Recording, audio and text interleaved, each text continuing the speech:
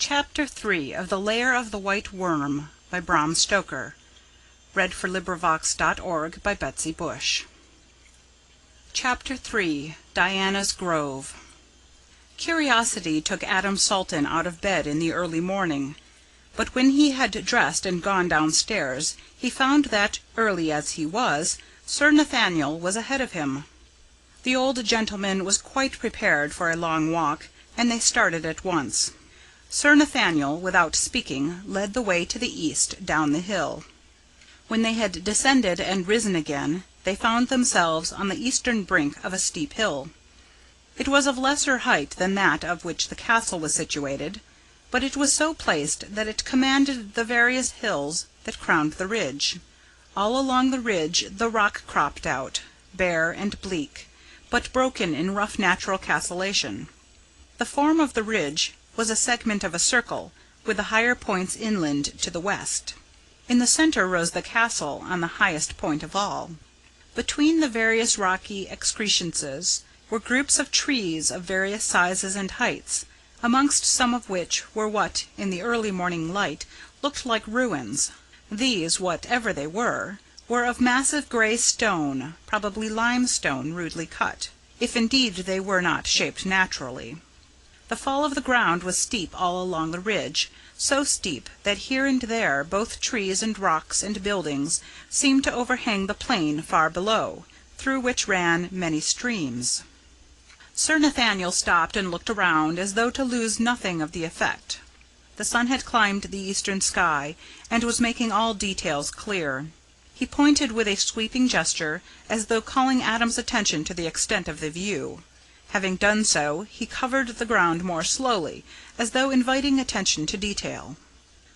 Adam was a willing and attentive pupil, and followed his motions exactly, missing, or trying to miss, nothing.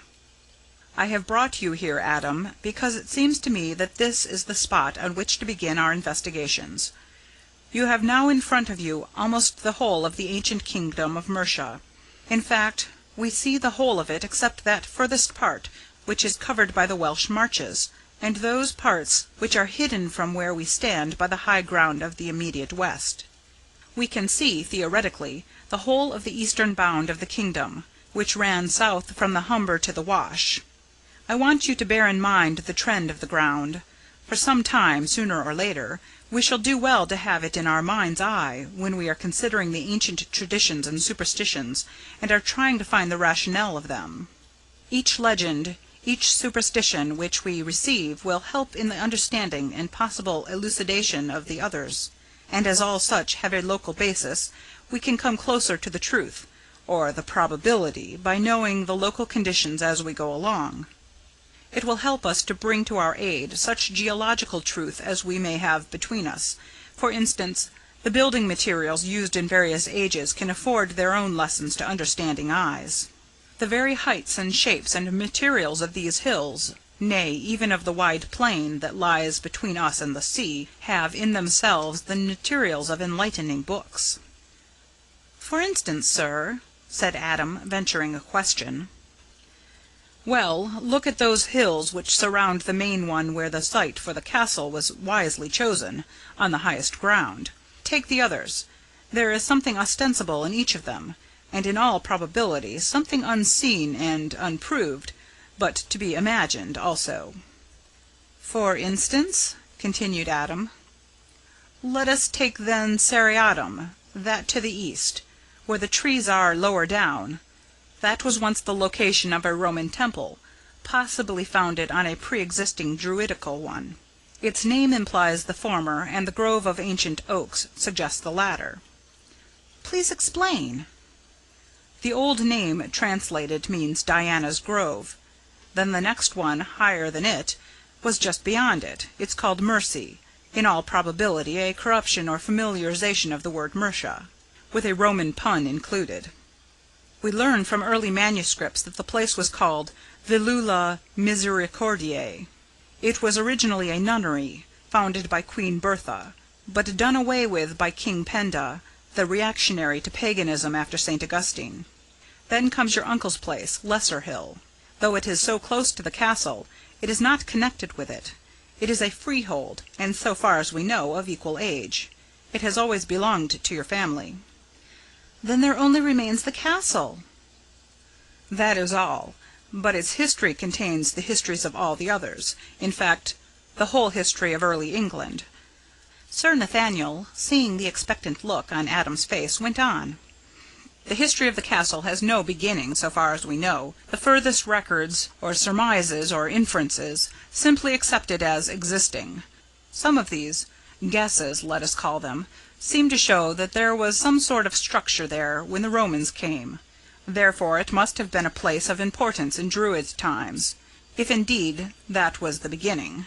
Naturally the Romans accepted it, as they did everything of the kind that was, or might be, useful. The change is shown, or inferred, in the name Castra. It was the highest protected ground, and so naturally came the most important of their camps.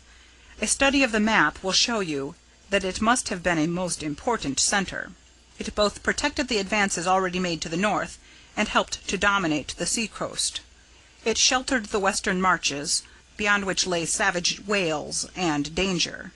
It provided a means of getting to the Severn, round which lay the great Roman roads then coming into existence, and made possible the great waterway to the heart of England, through the Severn and its tributaries.